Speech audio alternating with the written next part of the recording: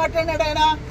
నేను మొగోడిని, నేను అదిరింపులకి నేను భయపడేవాడిని కాదు, ఇక్కడ ఉండా అన్నాడు.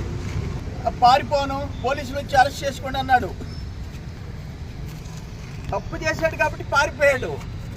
అంతకుముందు పారిపోయినాడు. నా మీద ఇతర దేశాల్లో 1000 కోట్ల ఆస్తులు ఫేక్ డాక్యుమెంట్ పెట్టాడు. సింగపూర్, మలేషియా, హాంకాంగ్ అన్ని దేశాలు.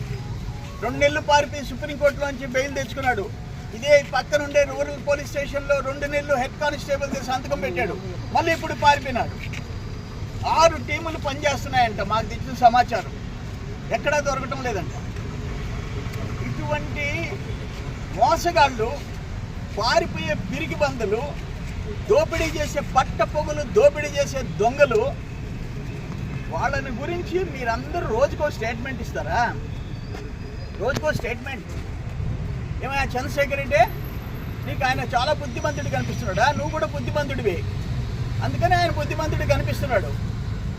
మీకు సిగ్గు శరమ ఉంటే, దమ్ము ఉంటే తీసుకొచ్చి నోటీసులు రిసీవ్ చేసుకోమను. పోలీసులకు దగ్గరికి వచ్చి విచారణలో నోటీసులు తీసుకోమను.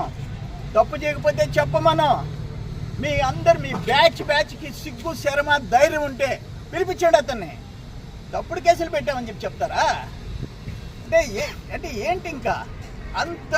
అంటే రుస్తుం మైన్, వరదాపురం, తాడిపత్రి పంచాయతీ, పొదలకూరు మండలంలో, మొగళ్ళూరులో, ముదిగేడులో, డేగపూడిలో ఎవరు దోచుకున్నారు? ఆయన మంత్రి, ఆయనకేం తెలీదు. అన్నీ పర్ఫెక్ట్గా జరిగాయి. మీరు అసలు ఏం మాట్లాడుతున్నారో అర్థం కావటం. నేను చూసి ఓర్చుకుంటున్నాం. ఎవరి గురించి మేము మాట్లాడటంలే. ఈరోజు చేసిన పాపాలు అనుభవిస్తున్నాడు.